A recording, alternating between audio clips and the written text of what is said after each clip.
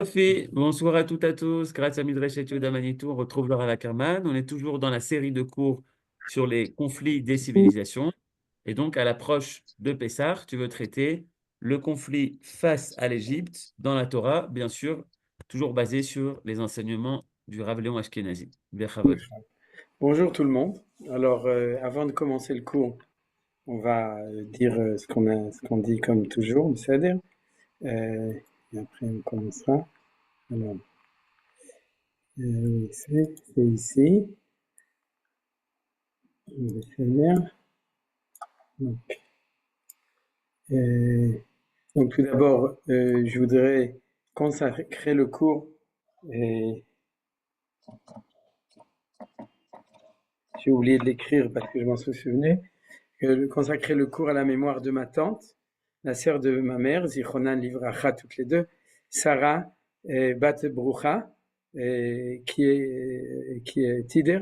Donc elle s'appelait plus Tider, mais ça, de nom d'origine. Donc c'est le Yartzeit aujourd'hui, c'est-à-dire qu'on est à la sortie de la journée. Donc chez Zichronan Livracha. Et aussi, comme d'habitude, l'Nitzachon Sfainu Tzva Haganah Israël, Sheniske, להשמיד להרוג לאבד ולשבת כל אויבינו, לגרש את צפוננו מארץ קודשנו ולהשיב ולכבוש ולהתנחל בכל חבלי נחלתנו, לשמירה על כל חיילינו מכל צרה וצוקה ומכל פגרה, לרפואת הנפש ורפואת הגוף לכל הפצועים ולכל הנפגעים במלחמה זו, ובתוכם רז בן נילי, לפדיון כל החטופים והשבויים בעזה ברחמים גדולים ולשמירה עליהם, ולקמת דמם של כל החיילים הגיבורים שנפלו במלחמתנו ושל כל הנרצחים. Hachem Yikom Damam, Uvetocham, comme on dit toujours, ouais, Yosef, Avner, Ben, Eli, Ve, Rachel, Duran, Ken, Hachem Yikom Damo, avec tout le monde. C'est-à-dire qu'il y a Adonai, Olech Imanu במלחמתנו, להושיענו ולחיש גאולתנו, כמו שכתבת בתורתך, כי אדוני אלוהיכם ההולך עמכם להילחם עם אויביכם להושיע אתכם, ונאמר Amen. Donc maintenant qu'on a dit tout ça, on peut commencer le cours. Et pour ceux qui suivent régulièrement et ceux qui ont la caméra ouverte, je vois que vous êtes des abonnés assidus. C'est-à-dire donc vous avez suivi. Et de nouveau, je vois Brigitte et je te remercie Brigitte parce que c'est toi, je me souviens encore, qui m'avait proposé de faire un cycle sur l'enseignement de Manitou. Et je pense que c'est mamache très bien. Et dans ce cadre, donc, on est dans un sous-cycle maintenant qui est celui de la rencontre entre Israël et les civilisations. Et je vous rappelle qu'on a vu le prototype qui est inédit parce qu'il a été étudié par Manitou, qui est celui de Nimrod, et on va revenir dessus dans le cadre de ce cours pour voir des parallèles entre la sortie d'Égypte et l'histoire de Avram et Nimrod. Et ensuite, on avait vu la période des Grecs, et on a vu la période, on peut dire la rencontre avec la civilisation occidentale avec Esav, et en dernier Ishmaël, et on est arrivé jusqu'à Ishmaël et Esav, qui est, selon le cours que je vous ai montré, la question de Gog ou Magog, hein, vous vous souvenez. Donc, en fait, Gog ou Magog est la suite et l'apothéose de la question du dernier exil des 2000 ans de civilisation occidentale, Esav, et orientale, Ishmaël. C'est-à-dire c'est Ishmaël plus Esav, ça fait Gog ou Magog, c'est ce qu'on a vu la semaine dernière de manière assez claire. Donc maintenant, en fait, on ne fait pas le tiercé dans l'ordre, mais dans le désordre, puisque ce qui nous manque en gros, c'est la période biblique, avec le prototype de tout cela au niveau du peuple juif, qui est l'exil d'Israël en Égypte.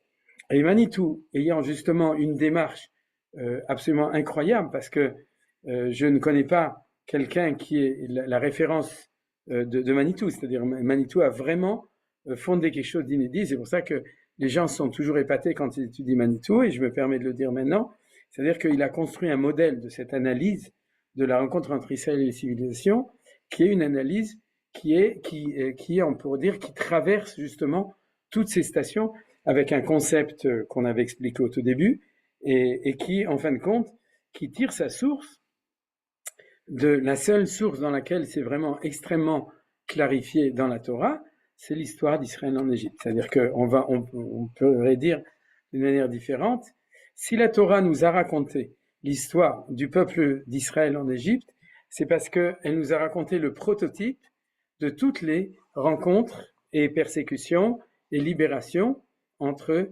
Israël et les différentes civilisations. Et c'est pas par hasard, par exemple, que puisqu'on dit qu'il y a 4 civilisations qui vont venir après, Babel, Parasumada, Yavan et Édom, vous vous souvenez, lorsque Dieu se révèle à Abraham au moment de ce qu'on appelle Brit Ben Abtarim, l'alliance entre les morceaux, il lui annonce l'exil et la libération d'Égypte, etc. Et les sages ont vu en filigrane dans tout ce qui a été dit dans cette prophétie l'histoire des quatre grands exils, c'est-à-dire que ils ont montré que si tu étudies comme il faut l'histoire de la Torah, Midoraita, c'est-à-dire ce qui est marqué dans la Torah, l'histoire de la rencontre entre Israël et l'Égypte, et que tu l'étudies à un bon niveau, c'est-à-dire au niveau de Chazal, du Maharal, de la Kabbalah et ensuite de Manitou, c'est-à-dire qui nous traduit les choses, à ce moment-là, tu seras armé pour pouvoir comprendre tout d'abord au niveau historique ce qui nous est arrivé dans chacune des civilisations avec son équation propre, et surtout essentiellement ce qui t'arrivera en ton temps là où tu seras. C'est-à-dire si tu es en pays d'Ishmaël, il faudra que tu comprennes l'équation Ishmaël et Israël. Si tu es en pays d'Occident, l'équation Israël et l'Occident, c'est-à-dire chrétien ou au contraire plus chrétien comme c'est actuellement, c'est-à-dire occidental. Et puis, si tu es en période de retour en Eretz Israël, il faut aussi que tu comprennes, et c'est ça qu'on a analysé jusqu'à maintenant. Mais le prototype, donc la base de toute cette étude, ça doit être celui d'Égypte. L'Égypte, il ne fait pas partie on va le voir, il fait d'une certaine manière partie des 7 exils, 7 périodes, on pourrait dire, de rencontres avec des civilisations qu'on verra dans le texte de Gog ou Magog qui va être analysé par le Pri Tzadik justement dessus. Et c'est le cours sur Gog ou Magog suivant qu'on fera, Ezrat Hashem. D'une manière, il fait partie des 7, mais d'une manière, il n'en fait pas partie, puisqu'il est le prototype, et c'est pour ça que la Torah nous l'a raconté, puisque tout est dans la Torah. C'est-à-dire, si tu étudies comme il faut la rencontre entre Israël et l'Égypte, alors tu es armé, théoriquement, pour pouvoir et comprendre et te confronter, et aussi agir comme il faut dans n'importe quel des autres exils. C'est-à-dire, c'est clair, la limite de l'enseignement d'un homme, c'est qu'il est trop particulier à une certaine expérience pour pouvoir répondre à toutes les autres. Comme par exemple quelqu'un qui a passé une certaine expérience, je dirais n'importe quoi, un divorce, il peut aider d'autres gens qui ont cette difficulté, mais il aura la limite que son divorce ne ressemble pas au divorce de quelqu'un d'autre.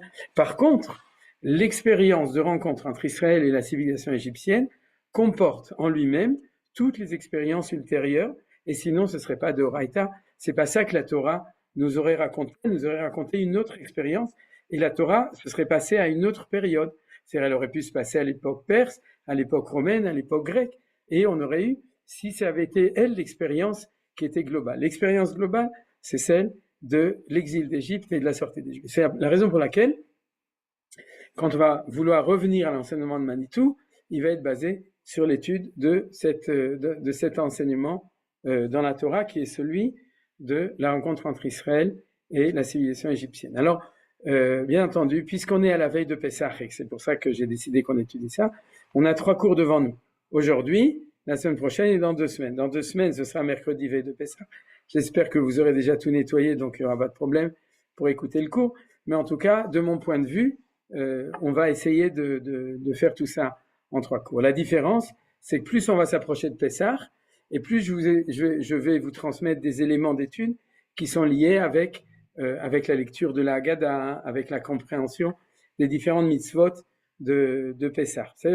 Alors que maintenant, aujourd'hui, ce sera un cours qui sera plus dans ce que Manitou avait l'habitude d'enseigner, non pas à l'approche de Pessah, mais quand on étudiait les textes et qu'on avait le temps devant nous, c'est-à-dire d'établir les fondements au niveau de la sagesse de cet enseignement, plus que de donner des vortim ou des explications qui sont liées avec une manière de faire descendre ça dans les mitzvot de Pessah, les 4 coupes de vin, la mitzvah de la matzah, le maror éventuellement, et le sens de ces choses-là, interprétées selon le développement de Manitou, jusqu'à aussi certains passages de la Haggadah. Alors tout ça, c'est ce qu'on fera Bezrat Hashem de plus en plus la semaine prochaine et la semaine d'après pour pouvoir être plus proche de ça. Aujourd'hui, on fait un cours qui est un cours fondamental. Alors, les idées, pour la plupart de vous, vous les connaissez. J'imagine que peut-être même tout le cours, vous le connaissez, mais c'est pas grave. J'imagine que vous aimez bien aussi reprendre, vu aussi l'analyse extraordinaire de Manitou dans tout ça. Alors, commençons par le commencement. Le commencement pour Manitou, il est par le fait que avant de parler de sortie d'Égypte, il faut comprendre de sortir de l'enfer, c'est la descente en enfer. C'est-à-dire que comment est-ce que on rentre dans ce système-là? Alors, pour expliquer tout ça, en fait, on a trois acteurs essentiels. Je parle à l'intérieur du peuple juif, c'est-à-dire qui sont Yosef et Yehuda, pour expliquer l'équation de comment s'installe la descente en Égypte et puis la période où on est esclave en Égypte. Et puis ensuite, on a une personne importante, c'est Moshe Rabbeinu, qui va remettre les choses dans l'autre sens. Donc, c'est ça qu'on va étudier maintenant. Qu'est-ce qui se passe avec Yosef et après aussi avec Yehuda à propos de ça, à propos de l'équation de descente en Égypte. Puisque, en fait, c'est grâce et à cause de Yosef Hatzadik qu'on descend en Égypte. Et quelle est la position de Yehuda? Vous savez, c'est lié avec une lecture, justement, dans cette lecture qui est méta-historique, ça nous montre tout de suite on fait un parallèle avec ce qu'on est en train d'étudier à propos de Mashiach ben Yosef et Mashiach ben Yehuda, puisque eux sont toujours les mêmes acteurs qui agissent jusqu'à aujourd'hui en temps de Géoula, et on verra en effet qu'on doit d'abord comprendre quel rôle ils remplissent dans la Torah, maintenant dans les parachiotes qui s'occupent de tout ça. C'est à partir de Parashat Vayeshev, le chapitre 37 que j'ai mis ici sur le texte, qui est celui de Vayeshev Yaakov Beretz Megurei Aviv Beretz Knaan, et les Toldot Yaakov Yosef. D'accord? C'est-à-dire qu'on parle de l'engendrement de Yaakov, et on nous parle de qui?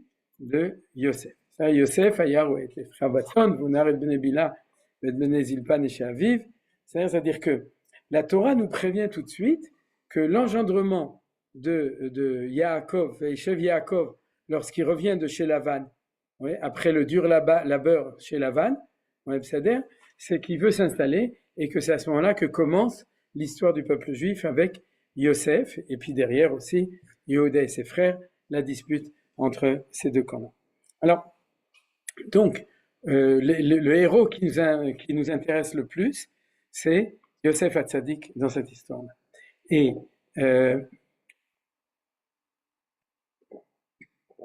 Yosef Hatzadik dans cette histoire, les questions les plus importantes, c'est tout d'abord, pourquoi est-ce qu'il y a une tellement grande dissension entre Yosef et Yehuda, et aussi comment est-ce que réagit Yaakov Avinu qui a ici, donc on pourrait dire, quand je dis Yosef et Yehuda, je vous avais déjà expliqué dans le cours, je crois, du Collator, qu'en fin de compte, c'est exactement ce qui se passe actuellement en Israël, 50% d'un côté, 50% de l'autre, comme on voit dans les élections ou dans tous les sondages. C'est-à-dire, pourquoi? Parce que du côté de Yosef, vous avez Yosef, Binyamin et les 4 enfants des servantes. Ce qui est marqué ici, Yosef ben Shvaïs Shana Yeroet Echav Baton, Veu Nahar et Bnei Bila et Bnei Zilpan et Sheaviv. Unar, ça veut dire qu'il sortait au café ou au comment on appelle ça là, quand on joue j'ai oublié, baby foot, disons, le khashou. Ouais, c'est-à-dire avec le jukebox et jouer nous, qu'on appelle ce truc qu'on pousse des boules avec un bâton, j'ai oublié. Aller Vas-y, Brigitte. Quoi? T'arrives pas à ouvrir. D'accord, vous avez compris. Ouais, c'est-à-dire. Donc, c'est-à-dire que Nahar, c'est exactement ça. C'est-à-dire qu'ils font des choses que les adolescents font ensemble. Donc, ils sortent ensemble là où ils sortent. C'est-à-dire, peu importe dans quelle boîte. Mais en tout cas, il y a ici les enfants de Bila, les enfants de Zilpa, Yosef et Binyamin. Ils sont 6 d'un côté. Et de l'autre côté, Yehuda Vechav, Yehuda et ses frères 6. Donc, sur 12, ça fait 6 contre 6. Il y a deux factions. Il y a deux forces ou 2 groupes dans les enfants de Yaakov Avinu. Et dès que Yosef commence à faire quelque chose, commence le balagan. D'accord? Ve Israël avec Yosef Mikol Banav, c'est-à-dire qu'en fin de compte, Yaakov exprime ce qui crée un déséquilibre pédagogique terrible. Donc,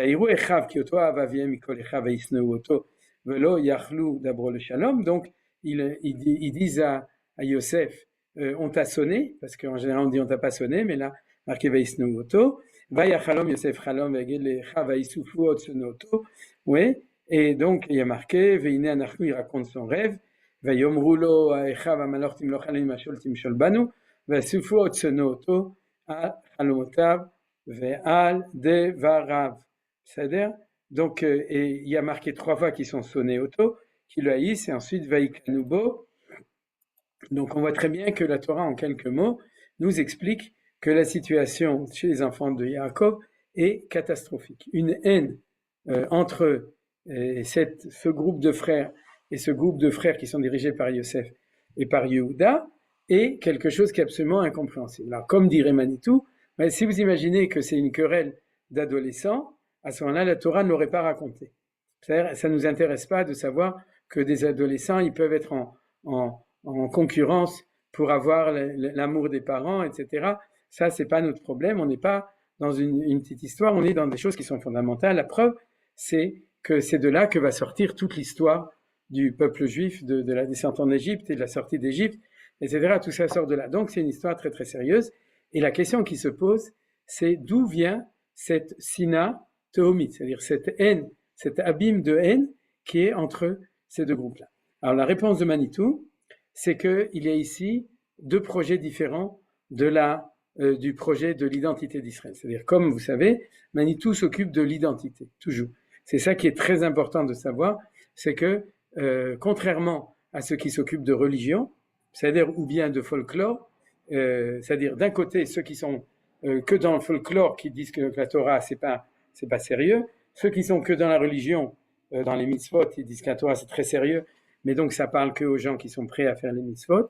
Manitou a développé toute sa vie un message qui est identitaire, qui du coup peut parler à tout le monde. Et c'est ça qui permet de rapprocher qui Bezrat Hashem au niveau des Israéliens. J'espère que ce qui est en train de se faire, que Manitou commence à être étudié dans le milieu israélien, qui permet à des Juifs plus proches ou moins proches de sentir cette identification à la Torah grâce au fait que la Torah nous parle de nous en tant qu'identité. Et là, on a un exemple extraordinaire. C'est-à-dire qu'il va prendre Yosef et Yehuda comme les 2 pôles essentiels de l'identité hébraïque de tout temps. Pas seulement à cette époque, et c'est pas des personnes, c'est pas Yosef, c'est pas Yehuda, c'est Yosef qui représente un projet et Yehuda qui représente un projet essentiel. Alors, qu'est-ce que c'est Yosef? C'est quoi Yosef? L'équation est comme ça. On est messianique, c'est-à-dire on veut amener le Mashiach, ça veut dire qu'on veut amener le monde à sa rédemption, à sa réussite, à son tikkun. Dieu nous a créés pour l'amener. Il n'y a que le peuple juif qui a les clés de ça. Tout le monde veut que le monde soit meilleur, tout le monde veut retourner au paradis, être assis sous un cocotier sur une île déserte et pour pouvoir surfer et être content. Tout le monde rêve du paradis. Il n'y a que Israël et il n'y a que la Torah qui nous transmet ce que c'est que Torah Mashiach. Torah Mashiach, Torah Geoula, c'est-à-dire que de quelle manière le monde, quelle est la direction dans laquelle le monde doit aller. Alors, dans cela, il y a 2 rêves à l'intérieur du peuple juif. Le rêve de Yosef, c'est comme ça. C'est que dans la mesure où la Geoula est une Geoula universelle, c'est-à-dire la Geoula n'est pas la Geoula du peuple juif et les autres peuples vont carottes, icaretoun, ils vont tous manger des carottes parce que De Gaulle a déjà dit les carottes sont cuites. Donc carottes, icaretoun, ils vont tous disparaître. Et il ne restera plus que Israël, Isgav Hashem Levado, pour réussir le projet humain. Pas du tout. Dieu a créé Israël comme prêtre des nations et les nations sont les fidèles des prêtres de cette histoire. Et donc on a une vocation d'amener la Géoula, c'est-à-dire d'amener la Géoula dans le monde. Alors on va voir qu'il y a 2 options possibles. Celle qui est obsessivement universelle et celle qui est fondamentalement intérieure nationale. Pour Yehuda, il faut tout d'abord créer une Géoula interne du peuple juif, c'est-à-dire et ensuite éventuellement être le phare des nations pour pouvoir éclairer les nations, pour les amener. Mais en fin de compte, oui, comment on appelle ça? charité bien ordonnée, comment on dit la fin, j'ai oublié. Ouais, zut, vous pouvez pas ouvrir vos micros, c'est pas normal. D'accord? Tu y arrives? Voilà, je t'ai ouvert, Brigitte. Dis, j'ai réussi. Charité bien ordonnée commence par soi-même. Voilà. Alors, Yehuda, c'est charité bien, Géoula bien ordonnée, comment, ou Mashiach bien ordonnée, commence par soi-même. C'est-à-dire, ça, c'est la, si quelqu'un veut parler, comme je vois que Johan n'est pas là, je peux vous ouvrir je peux vous muter. Donc, c'est-à-dire, charité bien ordonnée. Par contre, Yosef, lui, se connaît comme la volonté d'une Géoula universelle. C'est ça qui est important. C'est-à-dire, c'est pas qu'il le veut, c'est qu'il est comme ça. C'est-à-dire qu'il fait partie, dans le projet de Hachem, du projet extérieur. C'est-à-dire du projet comment est-ce que la Géoula va arriver vis-à-vis de l'extérieur. Alors, première chose, c'est qu'il va rêver regardez, il va rêver, ça c'est le deuxième rêve, le songe d'une nuit d'été de Yosef. Je ne dis pas chaque fois Manitouadi, parce que sinon vous allez croire que je suis un manitouphone, et c'est vrai aujourd'hui, mais en tout cas, aujourd'hui je vous donne Mamash Netto, après on fera des analyses qui découlent de ça, mais l'enseignement de Manitou. והחלום עוד חלום אחר ויספר אותו לך ומרין חלמתי חלומות והנה השמש והרעה ו11 כוכבים משתחווים לי. C'est-à-dire dans ce deuxième songe, ce deuxième rêve, c'est un rêve qui est pour Manitou, il est un rêve où il y a, c'est vrai qu'il y a le soleil, mais il y a la lune et il y a les étoiles. C'est en fait, il rêve d'un rêve dans la nuit où tout le monde se prosterne devant lui, c'est-à-dire la lune et les étoiles. C'est lui le Shem. Non, il y a aussi le Shemesh, tout le monde prosterne, et tout le monde, pardon, lui, il est pas tout ça, il est au-dessus de tout ça. Mais dans ce rêve, c'est un rêve dans lequel il voit que dans la nuit, et la nuit, c'est le temps où on est en situation en dehors d'Israël, et ça, c'est le premier élément, c'est-à-dire qu'Israël va sortir pour aller dans la civilisation du temps, pour pouvoir réussir le projet messianique en association avec la civilisation du temps. Et pour que ça puisse réussir, il faut travailler dans leur langage, et ça c'est le premier rêve. Une alouma,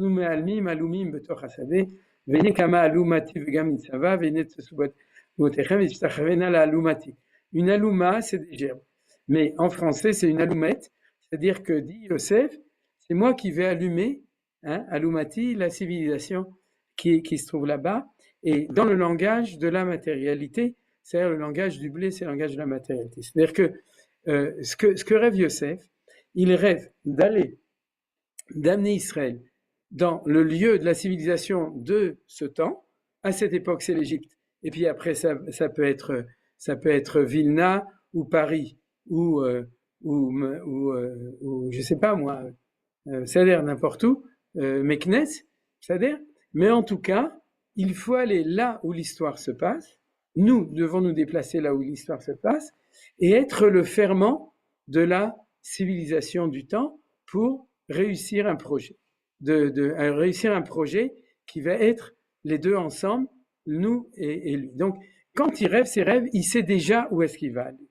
C'est-à-dire, il sait déjà que pour lui, les temps messianiques, c'est lorsque Israël sera dispersé ou localisé là où l'histoire se passe, et que là où l'histoire se passe, il va faire une association avec le pouvoir de cet endroit, la royauté, on va parler en termes de Kabbalah et de Tanakh, c'est-à-dire la Malchut. Il y a une Malchut, il y a une royauté qui est la civilisation du temps. Oui, l'Arba Malchuyot, c'est des civilisations. Donc en français, on appelle ça civilisation, en hébreu, on appelle ça une Malchut. Il va aller là où il y a la Malchut, et il va en fait être le principe qui va inspirer cette Malchut, qui va lui donner sa direction, et grâce à ça, cette Malchut va réussir.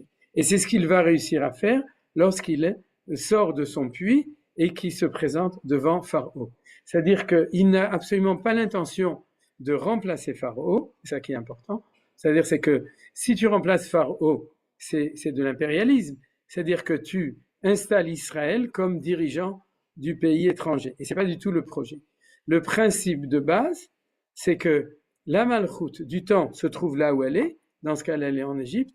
Et moi, Israël, je vais aller là-bas et être le Mishné Lamelech. Vous vous souvenez cette notion du Mishneh? Mishneh, c'est le second, c'est-à-dire, mais pas le second dans le sens que je suis le vice-premier ministre ou le vice-roi, c'est-à-dire, mais chez celui, même dans le langage de Manitou, et le mot est très important, je suis le ferment de cette civilisation. Pourquoi le ferment, c'est un mot important? Parce que ça vous rappelle quelque chose à propos de Pessah. Je serai le Sehor chez Baïssa.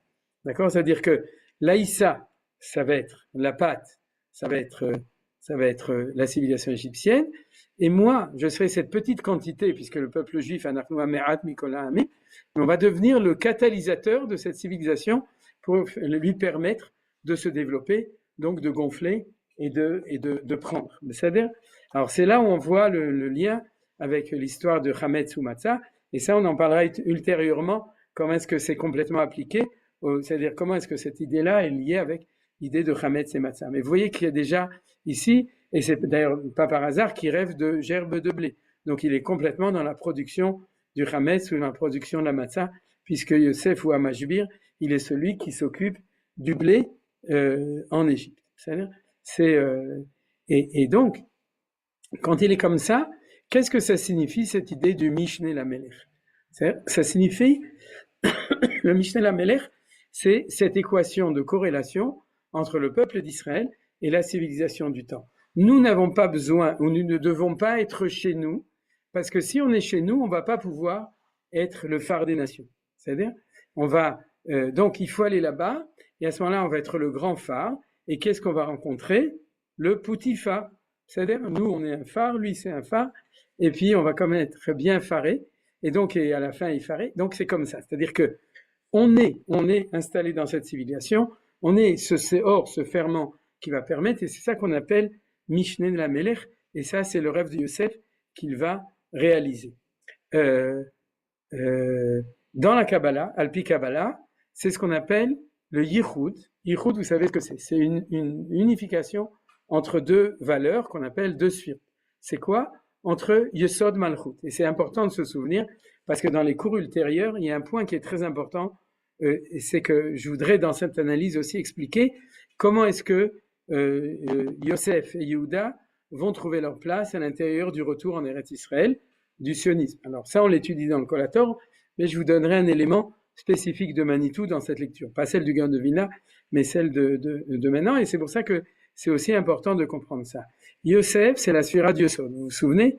Ouais, Yosef. Dans les Ushpizin, vous avez Abraham, Yitzhak et Yaakov, Moshe, Aaron, Yosef et David. Donc si vous comptez, Abraham, Chesed, Yitzhak, Gvura, Yaakov, Tiferet, Moshe et Aaron, Yosod, Netzach, Od, Yosef, Yosod, et ensuite David, Malchut. C'est pour ça qu'on dit David, Melech Israël, Chai Vekem. David, c'est la Malchut, et David, il descend de Yehuda.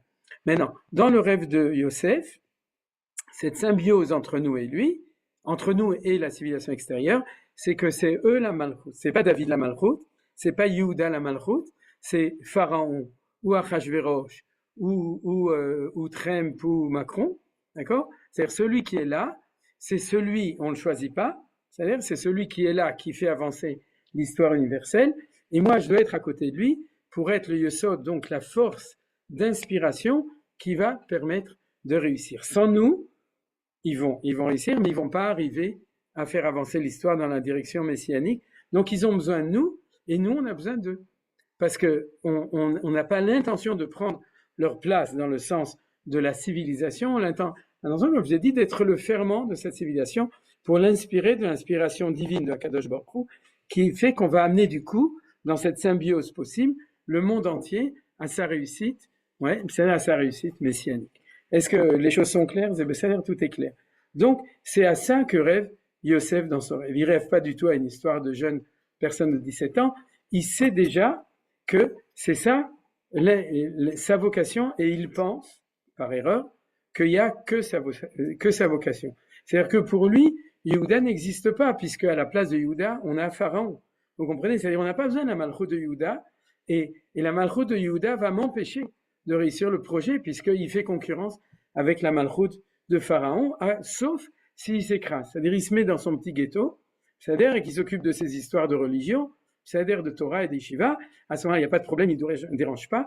Mais nous, on est dans le projet, le grand projet de cette synthèse Yesod Malchut, c'est-à-dire qui est entre nous, Yosef, qui est pour lui Israël, et de l'autre côté de Pharaon, c'est-à-dire la civilisation, la Malchut du temps, qui va être en synthèse et en symbiose. Alors, si on voit l'histoire, on va complètement effacer le fait qu'il est descendu de manière catastrophique parce qu'il était vendu et qu'il s'est retrouvé, mais on va voir que c'est l'histoire qui va nous accompagner depuis le moment où Yosef arrive chez Potiphar. C'est-à-dire que au début, comme je l'ai dit, au début, il fait une première expérience de son projet, qui est l'expérience de travailler avec Potiphar. Potiphar, c'est pas n'importe qui, oui, c'est le Sarat Abachim. Sarat Abachim, il y en a qui pensent que c'est le chef cuisinier de Pharaon, il y en a qui pensent qu'il est le responsable du Shabak de Pharaon. Parce que Tabah, c'est comme Itbah en araméen, en arabe. Qu'est-ce que ça veut dire Itbah al-Yehoud? Vous savez? C'est quoi? Yitzhak? Voilà, exactement. On n'a pas besoin d'ouvrir ton micro, on a très bien compris. C'est-à-dire que, et c'est la raison d'ailleurs là pour laquelle il n'a aucun problème à mettre Yosef en tôle. Parce que où est-ce qu'il le met en prison? Dans les prisons qu'il dirige. C'est-à-dire c'est le frère de Pharaon, comme le frère de Assad, etc., où c'est la personne la plus importante du royaume après Pharaon, puisqu'il dirige la police secrète. Il n'a pas du tout l'intention de se barrer de là-bas. C'est-à-dire, c'est pas parce qu'il s'appelle Bar qu'il pense qu'il doit partir. C'est-à-dire donc ça, c'est Potiphar. Donc Yosef arrive déjà à un endroit très important, et là, il expérimente cette chose-là, et on voit que ça se passe pas très bien. Pourquoi ça se passe pas très bien dans cette lecture? C'est-à-dire que tout d'abord, Potiphar, d'après Chazal, qui était lui-même voulait être en corrélation sexuelle avec Yosef, c'est marqué dans le texte, et ensuite dans Chazal, et ensuite sa femme, ça c'est marqué dans le texte, il lui dit, si on fait un Yichud Yesod Malchut, d'accord, Yesod c'est le côté masculin, Malchut c'est le côté féminin, je suis déjà dans la Kabbalah, donc tu dois vivre avec moi, c'est-à-dire tu dois t'installer avec moi, il faut réussir le projet complètement. Ça veut dire quoi? Ça veut dire que le goy lui dit, si jamais tu veux vraiment réussir cette synthèse, tu dois nous faire un petit mariage mixte entre toi et nous pour qu'on puisse être une seule unité. C'est-à-dire que c'est là où on rentre dans la difficulté du projet de Yosef. Comment réussir à être Yosef Hatzadik? Comme il dit, lorsqu'il appelle ses frères, il leur dit Remou Aniyach Ichem Yosef, il leur montre qu'il a la Brit Mila. Interprétation classique de Chachamim et de Manitou. Regardez que j'ai réussi à rester juif, à me marier avec une juive et à rester juif tout en étant compromis par le fait que je travaille avec Pharaon ensemble. C'est-à-dire c'est ça le projet. Rester authentiquement soi-même, ne pas renoncer à notre identité, bien que on est dans un projet de travail en même temps qu'avec la civilisation du temps. Ça c'est très difficile et c'est pour ça que Yosef s'appelle Yosef Hatzadik. C'est-à-dire qu'il a a priori complètement réussi. On ne peut pas dire que l'échec, c'est parce que Yosef s'est assimilé. L'échec va être tout à fait différent, ultérieur, mais c'est en tout cas pas parce que Yosef ne sait pas faire cette chose-là, ne sait pas être le véritable Israël qui va travailler la civilisation. Il sait le faire, il sait maintenir sa valeur de Yosef Hatzadik tout en travaillant avec un paro aracha en même temps, c'est-à-dire quelqu'un qui est complètement égyptien et qui n'est pas du tout, mais ils réussissent à travailler de concert l'un avec l'autre. Et c'est ça qu'on nous raconte de manière première expérience avec Potiphar, avec la femme de Potiphar.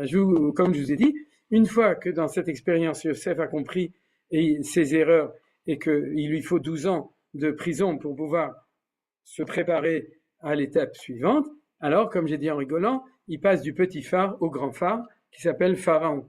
C'est-à-dire qu'il passe au véritable projet qu'il avait prévu, qu'il voulait faire et qui réussit, c'est-à-dire de faire ce projet avec Pharaon. Et est-ce que ce projet réussit a priori? Il réussit génialement. C'est ça qui est important. La Torah ne nous raconte absolument pas qu'a priori c'est un projet qui ne réussit pas. Au contraire, vous vous souvenez de la phrase Kol asheru ose, Hashem matzliach biyado. C'est-à-dire chaque fois que Yosef fait quelque chose, alors Hashem matzliach biyado, on voit que il réussit dans cette chose-là. Alors, comment est-ce que Pharaon l'appelle? Vous vous souvenez du nom de Yosef chez Pharaon? Oui. Comment il s'appelle? Vas-y. Yitzhak. Comment il s'appelle en égyptien? Tsofnat. Tsofnat Paneach. C'est-à-dire, et Tsofnat Paneach Mefaneach Tzfunot, c'est celui qui sait traduire les choses cachées. C'est-à-dire la Malchut, c'est la devanture, c'est Matignon, c'est le faste, c'est Versailles, etc. Mais le Mishneh Lamelech, le Yesod, c'est celui qui est à l'intérieur, qui est au-delà du rideau qui nous sépare des mondes spirituels. C'est celui qui inspire. N'oubliez pas, le Mishneh Lamelech, donc comme je l'ai dit, c'est pas le vice-roi, c'est la force tzadika, donc la force de pureté, de spiritualité qui va inspirer cette malchut. Donc, il est en retrait. C'est celui qui va dire à Pharaon, il faut faire comme ça, il faut faire comme ça, etc. Mais qui est cette force qui est à l'intérieur. Donc, c'est pour ça que Pharaon va dire deux choses. D'abord, quand il va s'expliquer vis-à-vis des Khartoumim et des sages, il va dire En ish navon vechacham. Animtsa ish navon vechacham. C'est-à-dire, il va dire, lui, il est chacham et navon. Or, ça vous rappelle quelque chose, les deux sphirotes d'en haut, chokhma ou bina. C'est-à-dire, il leur prévient, lui, ce Yosef, il a en lui ce que toute civilisation cherche, c'est-à-dire les sources de toute la sagesse. Chokhma ou bina, c'est tout en haut, c'est les deux premières sphirotes dans Chabad. C'est-à-dire, regardez que c'est lui qui détient la lumière infinie de Hakadosh Baruch Hu, que nous, on n'a pas. On est en recherche de ça. Il les reçoit par Chokhma ou Bina. Il sait les descendre jusqu'à lui, Yesod, qui est l'extrémité on pourrait dire comment s'appelle ça nous, hein, de l'entonnoir de tout le Shefa Eloki, et il va fertiliser notre Malchut, qui est le côté féminin. Grâce à ça, tout va bien se passer. Donc, il est Tsofnat Paner, c'est celui qui révèle ce que nous, on ne peut pas voir, parce que nous, on voit que l'extérieur Malchut, c'est-à-dire ce qu'on peut voir, et lui, ou Megalet Tzfunot, il nous révèle ce qu'il y a derrière, et il est le tzinor, le tuyau, qui va permettre de fertiliser. Et quand ce pharaon-là voit cette chose-là, et que se fait cette association, a priori, ce projet-là est extraordinaire. C'est ça qui est très important, c'est qu'il ne faut pas croire que ce projet échoue a priori, et donc c'est clair que Yosef dit n'importe quoi, qu'il n'a rien compris, que tout ça c'est du bablat, que c'est des ch'touillottes, pas du tout, du tout, du tout. C'est-à-dire que Yosef va réussir a priori ce projet. Ça c'est ce qu'on voit à ce moment-là. Seulement, ça c'est la première partie de l'histoire. Seulement, qu'est-ce qui se passe en fin de compte? C'est que on va se rendre compte qu'à un moment, l'histoire va se transformer, elle va passer de l'autre côté, elle va basculer. Et ça, bien entendu, je vous répète, c'est Vayamot Yosef Kol Echav V'Chol Doraou, c'est-à-dire qu'au début de Shemot, on voit que Yosef s'en va, donc et tous ses frères, et normalement, il y a un fils de Yosef, il y a un petit-fils de Yosef qui sont censés continuer ce projet-là. Seulement, Vayakom Melech Hadash al Mitzrayim, Asher Lo Yada et Yosef. C'est-à-dire que il y a quelqu'un, un nouveau Melech, une nouvelle Malchut, et nos sages nous disent d'ailleurs que c'était pas un nouveau roi, et là, Oto Melechaya, et là, Shenitrachuk Zerotav. C'est-à-dire que c'est le même roi, sauf que ses décrets ont été inversés. Pourquoi est-ce qu'ils nous disent ça? Pourquoi ils peuvent pas nous dire que c'est un autre pharaon? Pour nous dire que le même pharaon, la même civilisation, elle comporte en elle-même les germes de ce renversement. T'as pas besoin d'une révolution ou de passer de la première république à la deuxième république ou de la quatrième à la cinquième pour que la situation se change. On n'a pas besoin d'Hitler. C'est-à-dire que on peut avoir la république de Weimar qui précède Hitler et qu'elle-même se transforme. Ou bien que Hitler est l'émergence de ce qui était déjà inscrit avant. C'est pas par hasard que tout d'un coup, il y a un Mussolini, un Hitler, un Pétain ou un Staline, et donc il y a une erreur de l'histoire. Pas du tout. C'est-à-dire qu'il y a une loi de l'histoire qui va faire que l'Égypte va inverser les choses et que on va passer de la période idyllique, de l'âge d'or de la relation entre Israël et la civilisation à l'âge du cauchemar de la civilisation avec cette civilisation. Alors pourquoi est-ce que ça se passe comme ça? C'est ça la question. C'est-à-dire pourquoi est-ce que les choses se passent de cette manière-là? La réponse, c'est que elle est déjà marquée dans l'histoire de Yosef et de la femme de Potiphar. C'est-à-dire que, dans le fond, la civilisation comprend que Israël, étant le ferment qu'elle nous donne la vie, à un certain moment, elle commence à s'inquiéter. Elle s'inquiète de quoi? Elle se dit, mais si Israël s'en va, à ce moment-là, on se casse la figure. C'est-à-dire, si Israël sort d'Espagne, il n'y aura plus l'âge d'or d'Espagne. Si Israël sort d'Allemagne, il n'y aura plus l'âge d'or comment on appelle ça à Vienne, le groupe des Chachamim de Vienne. Ouais, vous savez, tout le cercle viennois.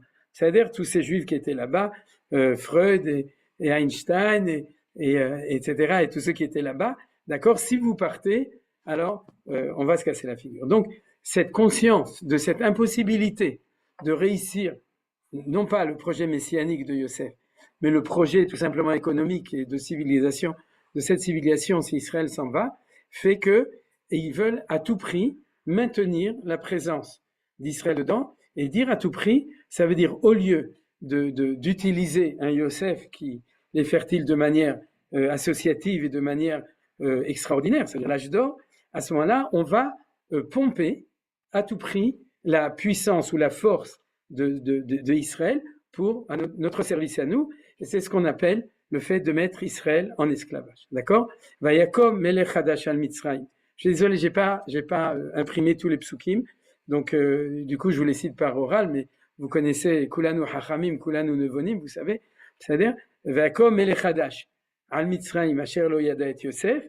Donc il y a un nouveau roi, Vayomer, et il a dit Ava nitchak malo, faisons un acte d'intelligence, okay?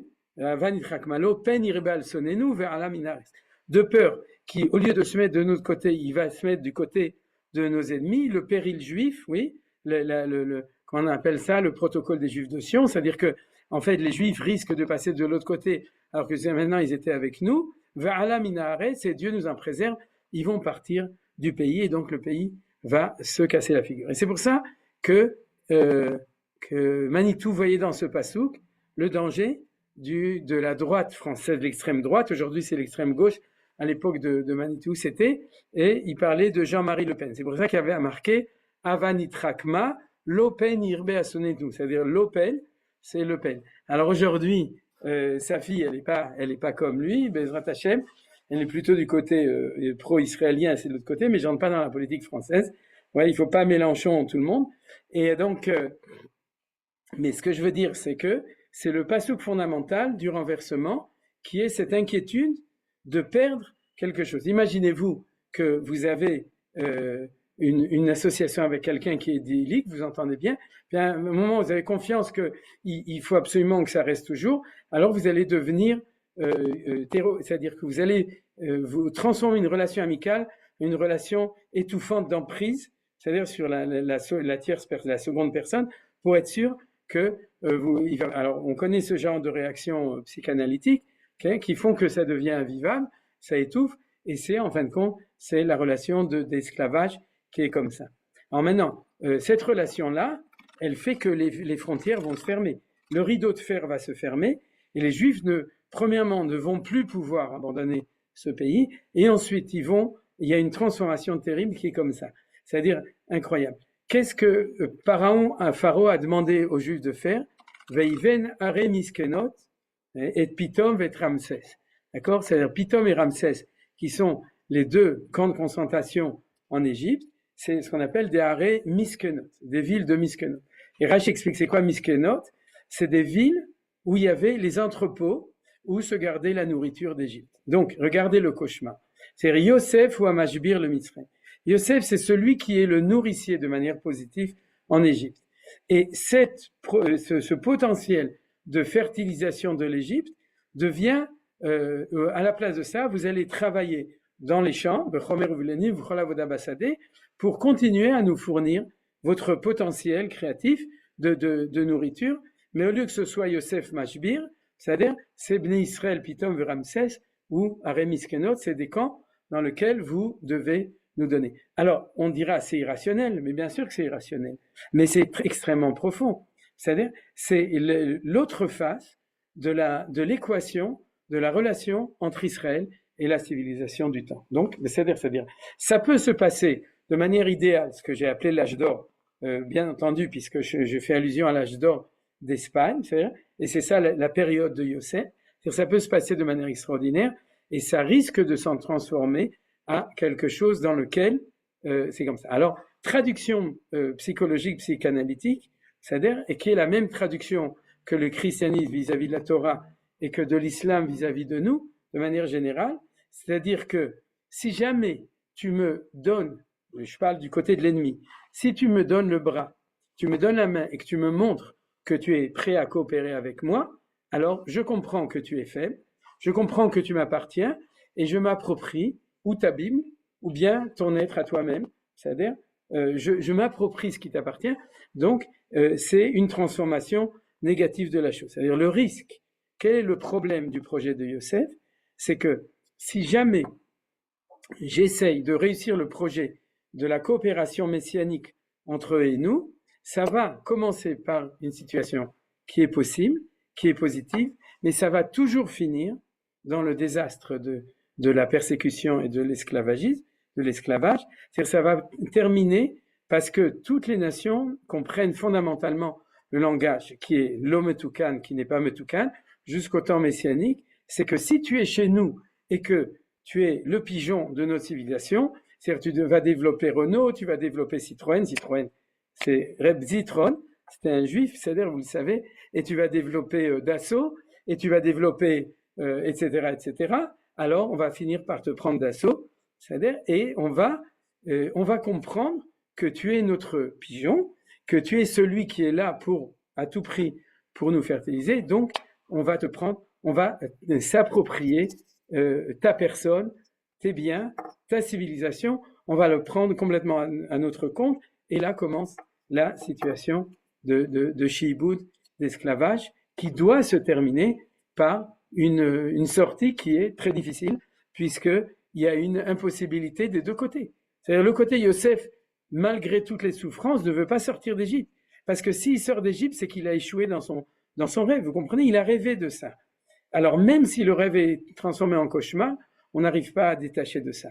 Et l'Égypte ne veut absolument pas nous laisser partir, parce qu'il sait très bien que ce projet de messianique dont nous on rêvait et qu'ils ont fini par comprendre, oui, la France, inspirée par le projet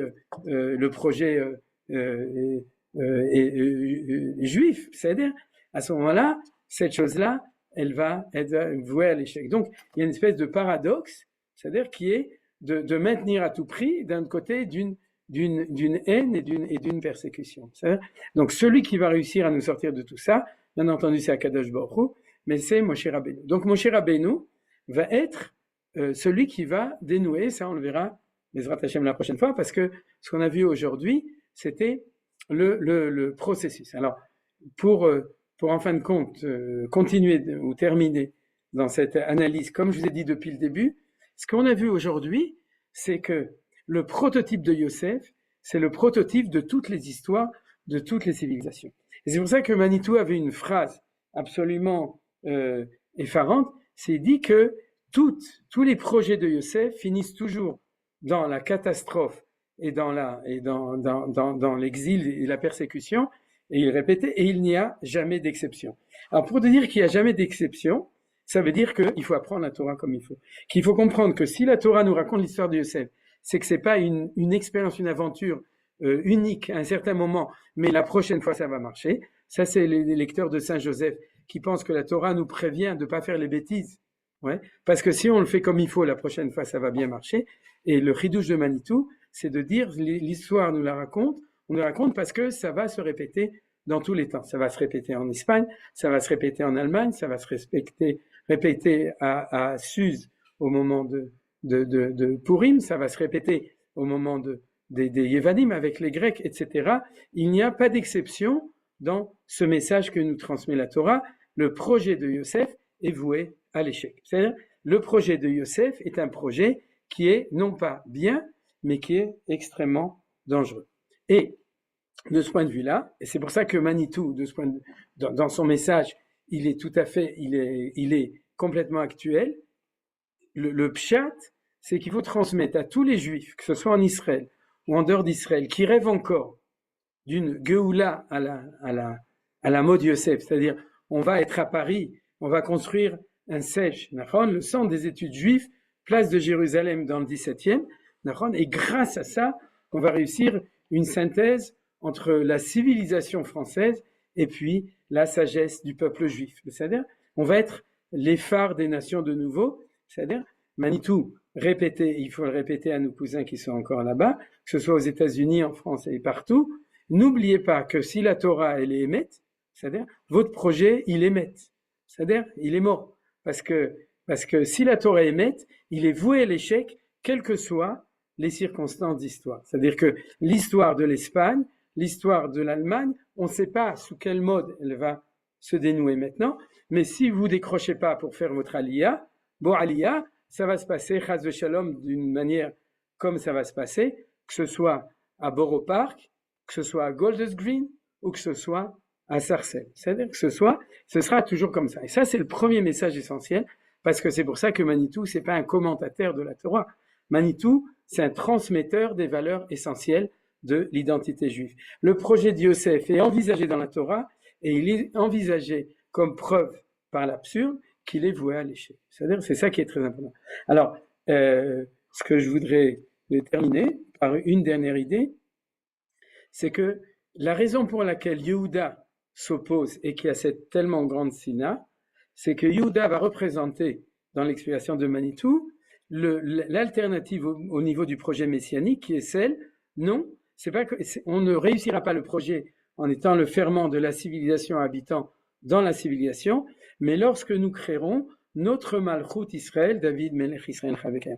Alors tout ça, dans l'actualité, je l'expliquerai dans le cours suivant, mais vous comprenez que Yehuda condamne à mort avec un tribunal Yosef, parce qu'il condamne le projet de Yosef, parce qu'il sait que Yosef a en potentiel un projet qui a l'air d'être très brillant et très beau, mais qui va emmener les pires des catastrophes. Donc Yehuda et son tribunal va condamner Yosef à mort, parce qu'il va nous prévenir que le projet Yosef de tous les temps est un projet qui est voué non seulement à l'échec, mais l'échec c'est pas grave, ouais, mais c'est l'échec et mat.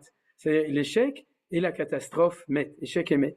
C'est-à-dire même tête charetouma, les 49 portes de l'impureté, c'est-à-dire mat, c'est même tête, hein, c'est 49. C'est-à-dire que Yehuda sait que le projet de Yosef est voué à l'échec, et comme il sait qu'il est voué à l'échec, il le condamne, et c'est ça qui crée la sina entre les deux. Ce qu'on verra après, la semaine prochaine, c'est comment Yosef peut faire tchouva. C'est-à-dire comment Yosef va pouvoir récupérer dans le projet de Yehuda une place. C'est-à-dire que c'est pas ou ça, c'est ça et ça, mais pas de la manière dont Yosef le pense, mais de la manière dont Yehuda le sait. C'est-à-dire qu'Aïta Yehuda, le Kocho Israël Mamshelotav, Yehuda connaît mieux le projet messianique que Yosef et peut expliquer à Yosef comment est-ce que tu peux t'associer égal à égal dans mon projet à moi, messianique. Et c'est quoi? C'est le projet de Malchut Israël, Beret Israël.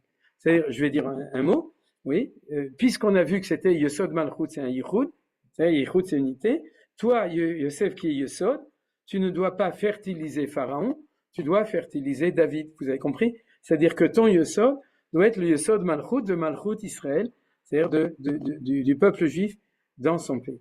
Et lorsqu'on est dans le projet Yosef, Yehuda, il a sa manière de faire, mais de toute façon, il ne va pas pouvoir transformer les choses. Quand on sera dans le projet de Haïta Yehuda, le Kocho Israël Mamshelotav, Israël c'est le côté Yosef, alors on va pouvoir corriger le projet et le réussir. C'est ce qu'on est en train de faire de notre temps.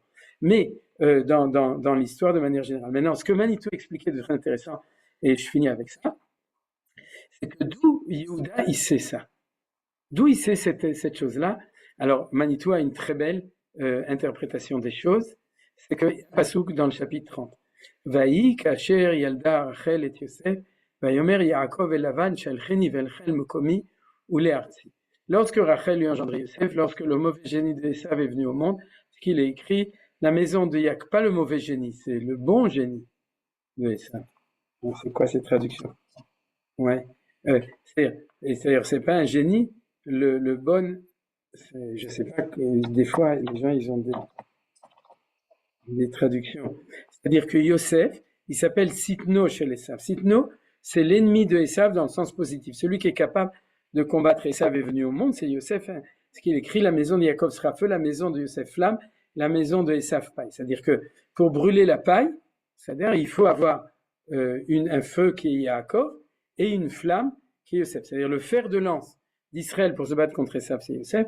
Et donc, quand il est né, un feu ne produit pas de flamme et qui ne produit pas de flamme et sans action à distance. Lorsque Yosef est né, Yaakov était assuré que le Saint béni soit-il lui donnerait la victoire et il a pris la décision de rentrer chez lui. C'est-à-dire, on a une question, pourquoi Yaakov décide de décrocher de son travail chez Lavan pour revenir en Israël?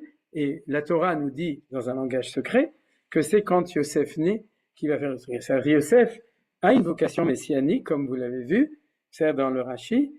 Et donc, au moment où Yosef naît, Yaakov nous dit à Lavan, I come back, je fais mon aliyah, je retourne à la maison, puisque Yosef est né.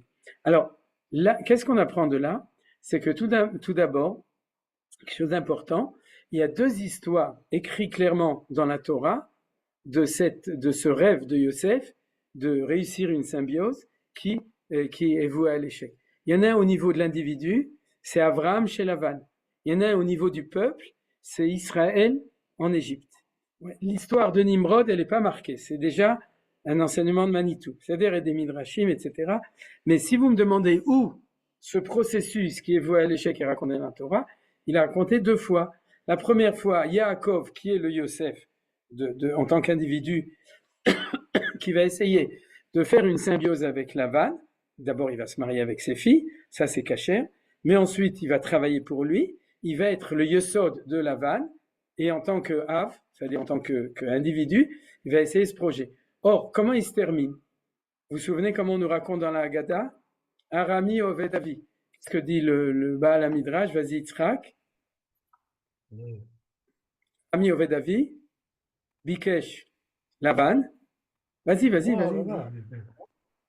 Ouais, ça va. Bikesh Lavan, la Akor et Takol. C'est-à-dire que Lavan était le premier nazi de l'histoire, c'est-à-dire, d'accord, puisque il a voulu exterminer Yaakov et toute sa famille. Donc, vous voyez, c'est extraordinaire. On commence, on est amis, je travaille, je suis ton berger. Ton berger, ça veut dire je suis ton Yesod. Toi, tu es la Malchut. C'est-à-dire, et on va réussir le projet. Et le projet se termine en catastrophe par le fait que Lavan poursuit Yaakov quand il décide, sauf de décrocher, et que il veut exterminer tout le peuple juif qui est en chemin. Asher Kachad Baderer, ça il agit comme Amalek pour empêcher le projet de Géoula. Donc la Torah nous raconte que Yaakov avait fait une première expérience en tant qu'individu du projet Yosef et qu'elle était à l'échec. Et Manitou rajoute quelque chose de très beau. Yehuda et ses frères étaient adultes à ce moment-là. Ils étaient grands et ils ont l'expérience de l'échec du projet de Yosef. Et c'est pour ça qu'ils savent que ça va pas marcher.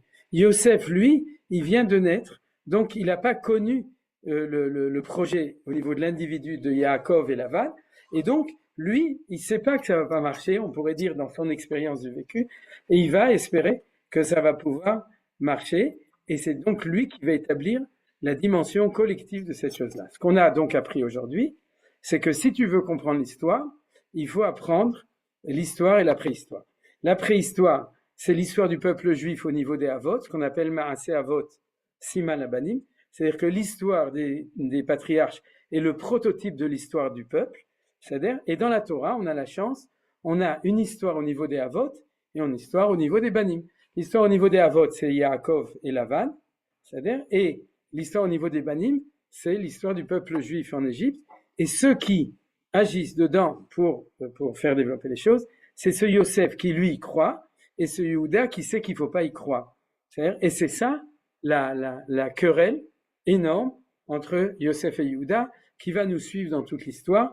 Il y a deux projets, et comment est-ce qu'on va réussir, en fin de compte, le projet de Géoula dans cette lecture de Manitou, justement, qui dit que le peuple juif va toujours éperdument rêver du projet de Yosef, parce qu'on a un rêve qui est fondé sur le fait qu'on est le peuple des prêtres qui doivent amener la Géoula universelle, et que la manière de faire de Yosef n'est pas la bonne.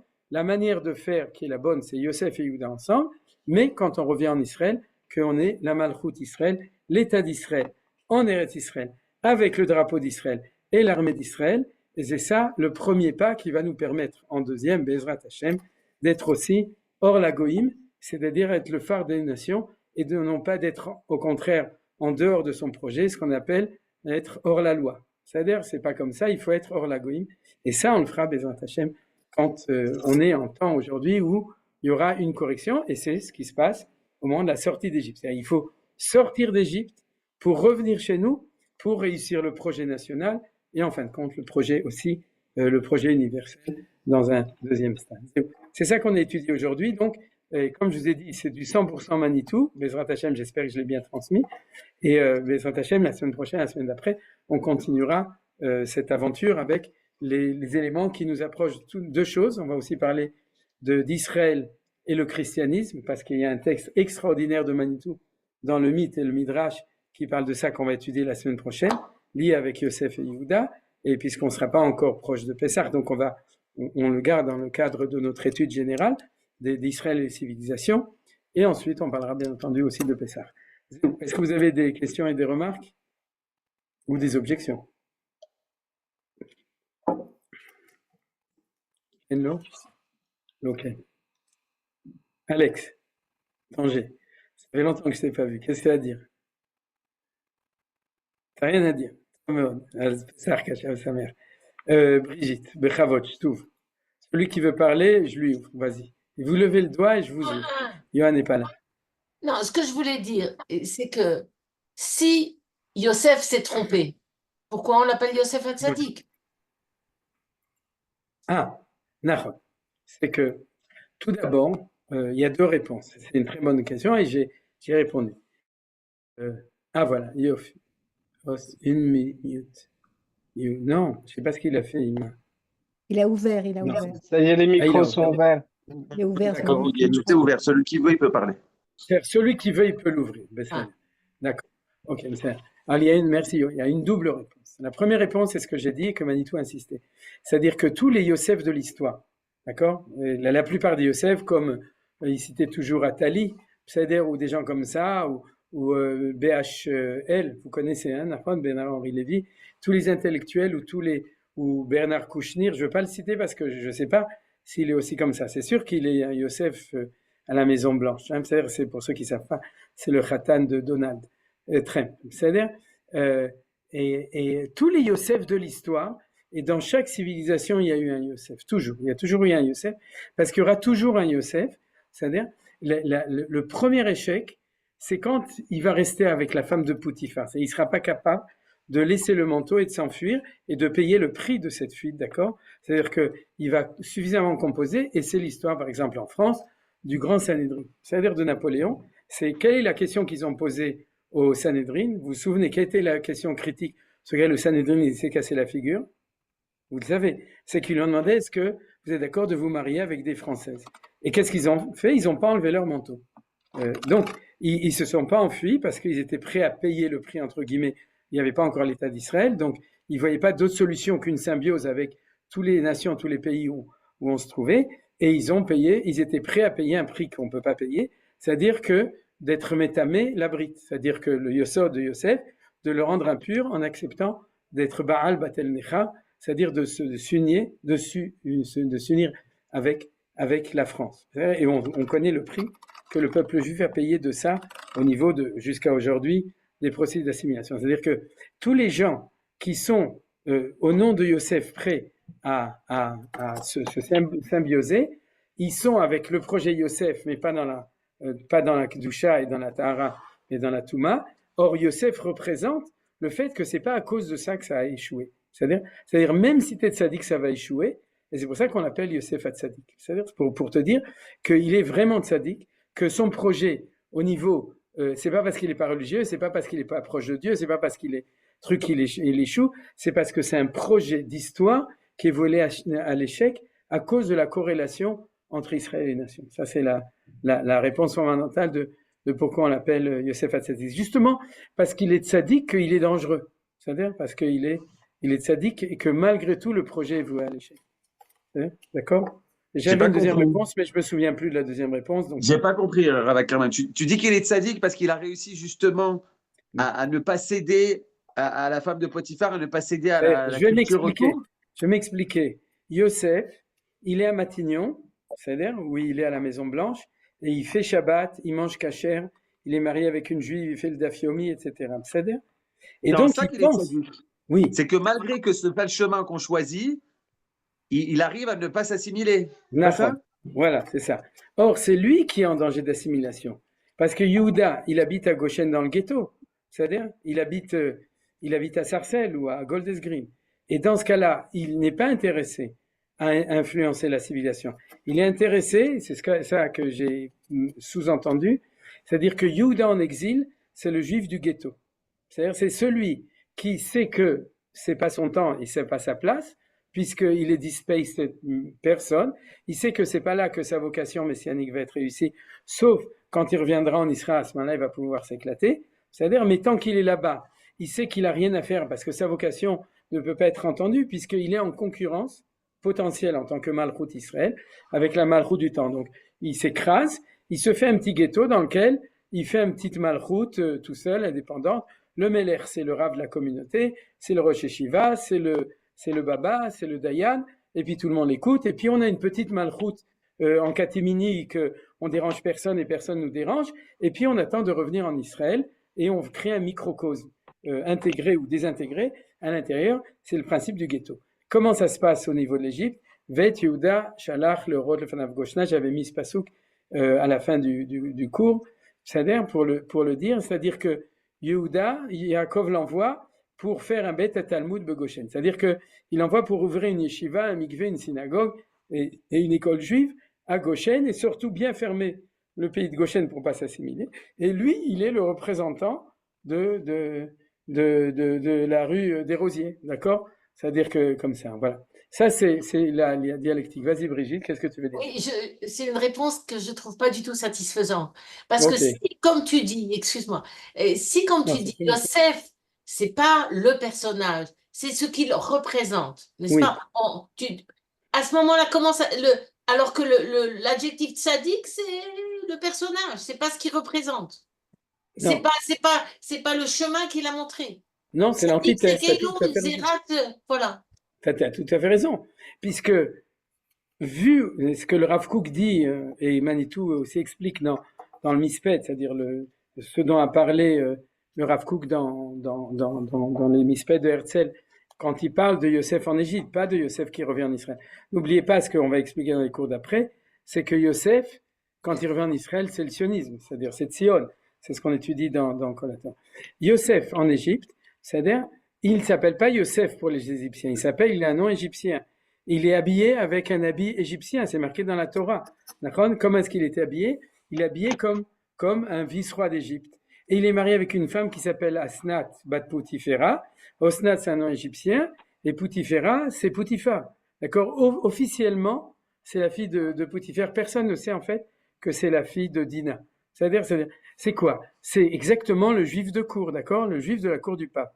Ouais, il s'appelle Jules, c'est-à-dire, il est habillé comme un Français, il a le même costard, il est marié avec une femme qui s'appelle Christiane, c'est-à-dire, il parle l'égyptien et personne ne sait qu'il sait le Lachon HaKodesh et qu'il est Maoul, c'est-à-dire qu'il est Shomer Abrit, qu'il reste intégrement. C'est-à-dire, dans le dehors, il est égyptien, sinon le projet ne peut pas réussir. Le Ridouche, c'est qu'il est Tzadik Nista. C'est ça le concept du Tzadik Nista. C'est-à-dire qu'à l'intérieur, ça prouve quoi? Ça prouve que c'est possible de manger kasher à Matignon. C'est-à-dire, c'est ça que ça veut dire. Mais ce que nous dit la Torah, c'est que c'est possible, mais c'est pas parce que c'est possible que le projet va réussir. Parce que c'est là que ça devient dangereux. Quand tu manges taref à Matignon, comme les Juifs à Suz, qui est né nous Miseudato chez l'Autoracha. C'est-à-dire, d'ailleurs, d'après les Midrashis, ils ont aussi mangé kasher. C'est-à-dire que donc ils étaient dans la vertu de Tzadik, Yosef à Tzadik. Quand tu manges taref à Matignon, on sait que tu es passé de l'autre côté de la barrière, donc on sait que ça ne va pas réussir. Quand tu manges kasher à Matignon, c'est là que ça commence à devenir dangereux. C'est-à-dire, plus tu vas faire de synagogues, de restaurants kasher et de yeshivot à Paris, ouais, et plus ça devient dangereux. Parce que plus tu vas dire, ouais, la place de Jérusalem, c'est tellement génial, j'ai plus besoin de venir à Jérusalem. J'ai mon judaïsme d'ici qui marche, et en plus, je suis plus en ghetto. Je suis intégré dans la civilisation et j'amène ce ferment dans la civilisation. Ça te plaît pas, Brigitte? Ou ça te plaît? T'es pas obligé. C'est-à-dire? Toda Rabba. D'accord. J'ai une- Parler. Oui, allez-y. Tout le monde, il y a plusieurs. Alors, par qui on commence? Annette, vas-y. Non, parce qu'on a dit que Yehuda et Yosef se sont reconnus, en fait. C'était les seuls. Il y a beaucoup de commentateurs qui disent que, d'après ce qu'on voit, c'est que Yehuda avait reconnu Yosef. Yosef a Ouais. reconnu ses frères, il n'y a pas de problème. Le Ouais. problème étant que ses longs discours et son attitude, c'est que Yehuda savait que c'était Yosef. Ça tient debout parce qu'en fait, il faut que les deux soient égalité. Quand vous êtes en train de mettre la position nationaliste juive et la position assimilative des autres, il faut que tout le monde soit au même état, au même niveau. Et il semblerait que ces deux chefs qui vont être les deux Les identités. d'identité est à égalité. Et moi, je suis très convaincue que ces discours qu'on étudie de Yehuda, il parle à Yosef, il ne parle pas à personne d'autre, à Yosef lui-même en tant que juif. Alors, non, Ça je m'a suis pas d'accord avec convaincue, toi. moi, je ne Non, sais non, non. pas. Non, si tu veux, l'histoire, alors ça c'est un autre point de lecture, mais je vais en parler d'une manière un peu différente que ce qui est raconté dans le Chumash. En effet, l'histoire du Chumash, elle est double. Elle est premièrement, qui est l'identité Yosef et qui est l'identité Yehuda. Ça, c'est le premier point qu'on étudie. Un deuxième point dont Manitou parlait tout le temps, dont tu parles maintenant, c'est la notion de fraternité. Parce que égalité, c'est un petit peu compliqué, mais fraternité, ça va, d'accord? Liberté, bien entendu, mais fraternité, c'est ça qui est important. C'est la notion de Achva, c'est-à-dire Ve'eker Yosef et Hav, Vem le Ikiru, c'est-à-dire il y a un processus de reconnaissance, non pas d'égalité, mais au contraire de complémentarité. C'est ça qui est très important. C'est-à-dire qu'à un moment, et c'est le temps messianique, c'est le temps messianique, c'est le moment où, à travers tous les déboires de l'histoire, et les déboires, c'est les déboires de Yosef, et c'est aussi les déboires de Yehuda. Je rappelle que dans le Parashat Vayeshev, ouais, Yosef, il a ses problèmes. C'est l'histoire de Tamar, c'est l'histoire au contraire de sa première femme qui prend, etc. Donc, c'est-à-dire d'ailleurs, Manitou avait toujours la même phrase. Yosef, c'est celui qui cherche l'unité avec l'extérieur, et Yehuda, c'est celui qui cherche la réussite avec quelque chose d'intérieur. Ça, je rentre pas dans les détails comment c'est lu à propos de ça, mais c'est ça qui est important, c'est-à-dire c'est la pnimiut chitzoniut, c'est Yehuda et Yosef aussi, c'est-à-dire Yosef ou Chitzoni, on le verra dans le Collator Bezrat Hashem, parce qu'on verra un truc d'incroyable dessus à propos de la guerre de 67 et la réunification de Jérusalem. Mais ça, c'est dans le prochain cours de Collator. Mais en tout cas, pour l'instant, cette vertu de la spécificité de chacun, c'est toujours comme ça. C'est quand tu sais que ton projet a raison, a priori, tu ne peux pas supposer ou accepter que quelqu'un d'autre ait raison. Et puis, il faut beaucoup de déboires et beaucoup de maturité pour arriver à comprendre que même si tu as 100% raison, il y a encore quelqu'un qui a 100% raison et que du coup, on peut faire une unité entre des valeurs qui sont a priori contradictoires, donc de haine, de sina, et a posteriori, une complémentarité. Et c'est tellement dur que ça va prendre tout le passage d'histoire, mais là où tu as raison, c'est que le projet messianique, c'est le projet pas de Yehuda sans Yosef et pas de Yosef sans Yehuda, mais c'est le projet qui est marqué dans Yecheskel, où il dit, Hachem dit à Yecheskel, tu prendras un petit bout de bois, tu marques le Yosef, l'Ephraim ou le Kol Israël Chaverav, un autre bout de bois, et tu mettras dessus le Yehuda ou l'Israël Chaverav, Vayu le'achadim yadecha, et tu les mettras ensemble. Voilà, tu as raison. Mais pour l'instant, comme chaque processus, la Torah nous raconte tout d'abord l'explosion dans les connaissances, mais après, dans la Torah elle-même, c'est dans la parashat Vaïgash et la Yehuda, c'est le moment où il y aura une reconnaissance. Maintenant, dans le prototype identitaire, cette rencontre qui, à l'époque, s'est faite en Égypte, au niveau des individus, se fera au niveau de la collectivité bien plus tard. Il se fera, disons, au niveau de la sortie d'Égypte, c'est Moshe qui va réussir à le faire. C'est-à-dire, et c'est pour ça que Moshe va prendre les ossements de Yosef, et car Yosef Moshe est Atzmot Yosef Imo, c'est-à-dire il prend les ossements de Yosef pour faire sortir Yosef d'Égypte, et puis que de notre temps, on est en situation de projet, de possibilité de réunir les deux, Bezrat Hashem, au prochain cours. Qu'est-ce qui veut encore dire quelque chose? Je voulais dire quelque chose, Ouais, justement dans cette Nelly. optique-là. Finalement, quand il y a le projet de Yehuda qui se concrétise au moment de la Géoula qu'on vit maintenant, je ne vois pas très bien ce que Yosef apporte. D'accord. Et moi, je dirais que plutôt que dans le projet sioniste, je vois pas très bien ce que Yehuda apporte. Bah, si tu dis que Il apporte Yehuda... la Malchut. Oui, la Malchut, Nachon. Mais d'un autre côté, Yehuda, c'est aussi le Yehudi. C'est celui qui est habillé comme un juif et qui est pas sorti justement de son ghetto. Alors, qu'est-ce que lui apporte, etc. Mais tu as raison, c'est une bonne question. Vezé Bezrat Hashem au prochain numéro. C'est la semaine prochaine, on va parler de ça. C'est de Yoshua, je crois qu'il veut dire quelque chose. Et après, Ouais, Alain, moi, j'ai l'impression. je vous propose volontiers une réflexion sur le rôle du père. Parce qu'on parle de Yosef et de Yehuda, mais le fait générateur, c'est Hachem cache son visage à Adam parce que Adam, à l'humanité, parce que Adam ne respecte pas le père. Et on parle de Toldot, Yaakov, Yosef. Et en fait, Yaakov doit devenir Israël. Et en fait, c'est lui qui va inverser la royauté. C'est lui qui va donner en fait la malroute à Yosef et il va donner l'Yesod à Yehuda. Pourquoi est-ce qu'on ne parle pas de Toldot, Yaakov, Yehuda? Donc, la question que je voudrais poser, parce que les chiffres ont une importance majeure dans la Torah, c'est 17 ans. Est-ce que le Talmud évoque l'âge de la majorité d'un enfant? Est-ce que 17 ans est considéré comme l'âge adulte ou enfant? Et peut-être que ça peut nous aider à comprendre aussi pourquoi. D'ailleurs, Yaakov, même Israël, à la fin, va inverser Ménaché et Ephraïm. Pourquoi Ouais, à chaque fois Yaakov? mhm. Voilà, merci. Oui, en fait, comme c'est pas un shiur de Parashat Hashavua, où on étudie lentement tout, hein, c'est-à-dire, je peux pas répondre à toutes, ou disons, avoir une réflexion sur tout ce que tu ouvres, parce que tu ouvres énormément de choses. Tu as dit des tonnes des choses. Euh, je crois que, et même tu as parlé d'inversion de Yosod et de Malchut, etc. Ça, c'est aussi un point qui est très important. Et puis, pourquoi est-ce que Yaakov, il préfère Yosef, alors que a priori, il pourrait préférer Yehuda. Tout ça, c'est que l'enseignement est extrêmement vaste et on ne peut pas répondre à tout. Désolé, Yoshua. C'est-à-dire que je peux pas. La seule chose qui est importante, c'est de comprendre que justement, il y a une prise de position qui est claire avec cet étonnement dont on n'a pas parlé de Yaakov. Pourquoi Yaakov, Nachon? Et quand tu parles de Nahar à 17 ans, c'est pas l'âge de la maturité, c'est l'âge de l'adolescence. C'est-à-dire que c'est l'âge qui montre que Yosef n'est pas arrivé à maturité de son projet, il est encore en train de rêver du projet, et puis il va le réaliser, mais grâce au fait que quand tu es Nahar, tu rêves, quoi. Tu fais des projets, et puis après tu essaies de les réaliser, mais il y a plus que ça dans cette idée-là aussi. Mais ça, Zeutov et Chavod, Alain, désolé, hein, qui parle. Oui, Est-ce Myriam. qu'il y a eu un Joseph quand même en Angleterre qui est d'Israéli? Nachon. Ouais, Nachon.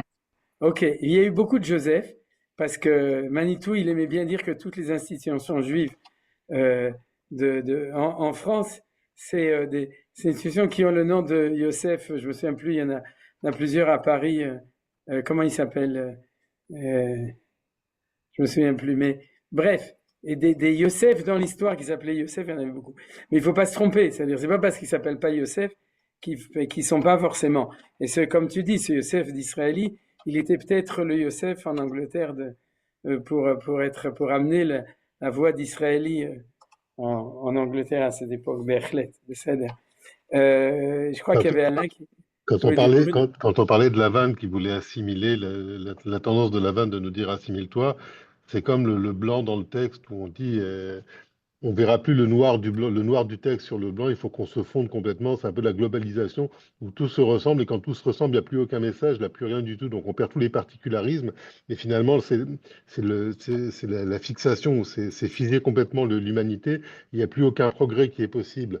Et j'aimais beaucoup l'idée du ferment dont vous parliez tout à l'heure, de dire que Yosef, quand il est en galoute, il doit fermenter des civilisations pour en faire sortir quelque chose de nouveau, pour en faire sortir le maximum.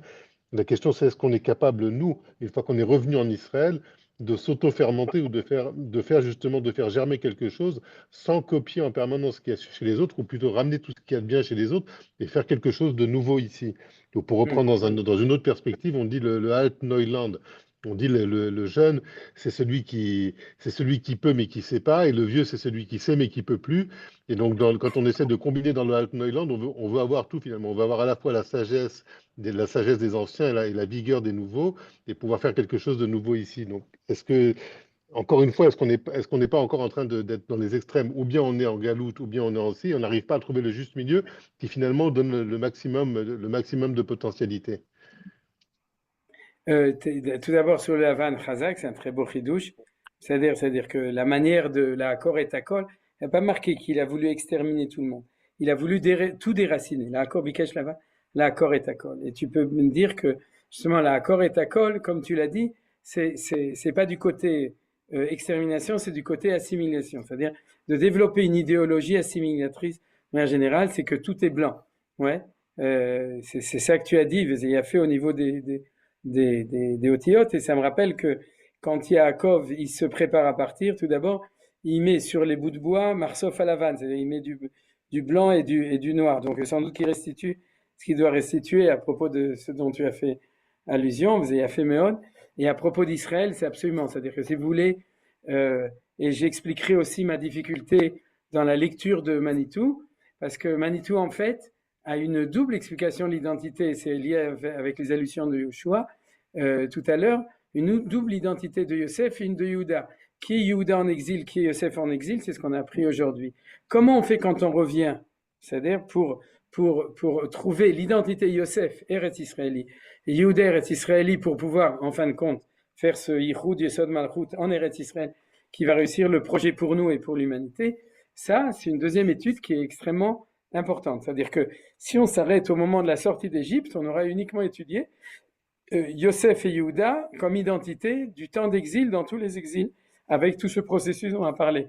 Et puis en deuxième stade, c'est pour ça que c'est très important pour nous d'en parler, c'est de savoir comment est-ce qu'une fois qu'on rentre en Eretz Israël, qu'on rentre et qu'on construit le Beth Amikdash et qu'on construit cette société, qui est Yehuda et comment il doit agir, qui est Yosef, comment il doit agir, et comment est-ce qu'on va réussir cette synthèse des Shnei Lachadim Yadecha. Maintenant, et c'est dont tu as parlé en allusion, et Bezrat Hashem, dans le prochain cours, comme j'ai dit, on en parlera un petit peu aussi, parce que c'est obligatoire. Puisque nous, notre question, c'est de dénoncer les faux projets qui existent encore en Galoute, des Juifs de Galoute, et ensuite de bien réussir notre projet à nous ici, en Israël, Bezrat Hashem. C'est-à-dire, encore quelqu'un? Oui, j'avais une question sur Yaakov, en fait, qui est très passif dans toute l'histoire. Et c'est comme s'il a lui-même une incertitude entre les deux options. Absolument. Absolument. Et je pensais au rêve, le deuxième rêve de Yosef, où alors il commence par critiquer le rêve de son fils, mais après le passouk dit qu'il a gardé la chose. D'accord. Et il y a quelque chose qui l'attend, qui doit se réaliser. Et quelle est la position de Yaakov finalement entre les deux options? Pourquoi il n'est pas plus actif? Est-ce qu'il n'y a pas une prophétie et l'intervention de Hachem aussi à ce niveau-là qui est complètement absente? Alors là-dessus, je vais te répondre, Bruno. C'est une très bonne question et c'est dommage que j'ai pas Manitou ou qu'on n'a pas Manitou pour lui poser la question. J'imagine qu'il y a des gens qui connaissent mieux que moi la Torah de Manitou, qui connaissent la réponse. Mais pour moi, c'est au niveau de la question. C'est-à-dire, une fois qu'on a étudié tout ça, et tout ça, c'est Manitou, comment ça se fait que Yaakov, lui, ne condamne pas Yosef et ne prend pas parti du côté de Yehuda? C'est-à-dire qu'au contraire, et les Toldot, bon, Yoshua en a parlé au niveau un peu Kabbalah, mais les Toldot, Yaakov, Yosef, et va vivre Shamar et Tedavar, et Shamar, c'est quand est-ce que ça va se réaliser? C'est-à-dire, nos sages nous disent que dans le fond, Yaakov est du côté de Yosef. Or, comme lui a vécu l'expérience avec Lavan, comment ça se fait que il n'est pas du côté de Yehuda? C'est-à-dire, dans l'interprétation de Manitou, que Yehuda sait déjà, Yaakov le sait encore plus. Donc, pourquoi il n'est pas du côté? Alors ça, c'est ta question, et c'est une très, très grande question. Je vais donner une réponse en un mot. Et d'ailleurs, Yoshua l'a dit un petit peu, Yaakov est du côté de Yosef, Israël est du côté du Yichud entre Yehuda et Yosef. C'est-à-dire, donc en fait, il que peut Yaakov pas... à ce moment-là, et encore le Yaakov au niveau du peuple juif, tu disais toujours, quand Yaakov c'est le juif d'exil, et Israël c'est le juif revenu en Eretz Israël. C'est l'identité en Israël, c'est l'identité Israël. En Galoute, c'est Yaakov. C'est-à-dire, c'est pas Yehudi, c'est Yaakov si j'ai un Jacobin. C'est-à-dire, les Jacobins, c'est l'identité. Alors, et Jacob peut pas être Israël tant qu'il y a le balagan dans la famille, en fait. Voilà, exactement. C'est-à-dire que, comme aussi disait Annette, c'est quand les deux vont se retrouver que Israël sera Israël. Ouais, d'accord. Je vais faire une mauvaise blague. Ouais, il y a le côté masculin et le côté féminin. Si tu réussis à faire les deux ensemble, alors il sera elle. Donc, tu as Israël. D'accord, merci. Ok. Encore quelqu'un ou c'est fini? Je voulais rappeler que ce thème, bien sûr, tu l'as traité plusieurs fois. Et moi, il me reste dans ma tête un cours exceptionnel que tu avais donné. À l'époque, on parlait d'Éric Zemmour à la présidentielle. Et c'était sur les parachutes de Yosef. Et donc, tu avais là-bas bien expliqué le Yosef de Galou. Donc, ceux qui veulent, vous pouvez chercher Éric Zemmour, Yosef, Rav Ackerman. Et tu développais encore bien ce thème là-bas. Voilà. D'accord. Merci, Johan, de me rappeler que j'ai déjà dit les choses, que je me rabâche. D'accord. Non, mais c'est-à-dire, je rigole parce que c'est évident. Je vous ai prévenu au début. C'est-à-dire que quand on étudie les parachiotes, si vous suivez Manitou dans le cours des parachiotes et les cours que j'avais fait sur la paracha, bien entendu que c'est un des thèmes essentiels dont on parle, parce que mais ceci dit, aujourd'hui, je l'ai intégré dans notre cycle sur Israël et les civilisations, et c'est ça l'intérêt de cette étude, mais tu as tout à fait raison. À l'époque, j'avais parlé d'Éric Zemmour comme un exemple dans l'actualité de quelqu'un qui rêve d'être Yosef actuellement en France. C'est-à-dire, c'était ça qui était intéressant. Et vous pouvez regarder, d'ailleurs, j'avais même pris des citations de passages de ce que Zemmour disait pour montrer combien il tenait ce langage-là et combien il aidait la France dans ce projet éventuel qui est voué à l'échec. Alors, il faut le dire à Zemmour que c'est voué à l'échec, qu'il doit aller à l'agence juive. Top. Ok, on va s'arrêter. Alex, tu veux dire quelque chose? Maintenant, un tout petit truc. Moi, mais t'es le dernier, parce que c'est toi qui représente le plus que tout le monde Yosef, puisqu'on a dit que Yosef, il représente le judaïsme vis-à-vis de Alex Terrier. Vas-y, Bechavot. Je dans ce cas, le Rav Ben Ezra, en citant Manitou, il comprend le lien entre Yosef et la femme de Potiphar différemment. C'était pas juste un acte sexuel ou quelque chose. C'était l'Égypte, la femme de Potiphar qui représentait l'Égypte et que elle voyait en Yosef le ivri et elle voulait une relation. Elle voulait une appartenance. C'était plus une confrontation entre nations qu'entre individus. Et que Yosef, même dans sa volonté cosmopolite, il n'a pas réussi. Il a vraiment échoué à ce niveau-là. D'accord. Mais en fait, tu as tout à fait raison, mais je l'ai dit. C'est-à-dire que si tu veux, il vit ça avec Potiphar et sa femme au niveau de cet individu. Et ça, c'est sa préparation ou c'est ce qui est raconté pour nous préparer à lui vis-à-vis de Paro. C'est-à-dire que Paro va devenir la femme de Potiphar, le masculin, le féminin, parce qu'il est la Malchoute.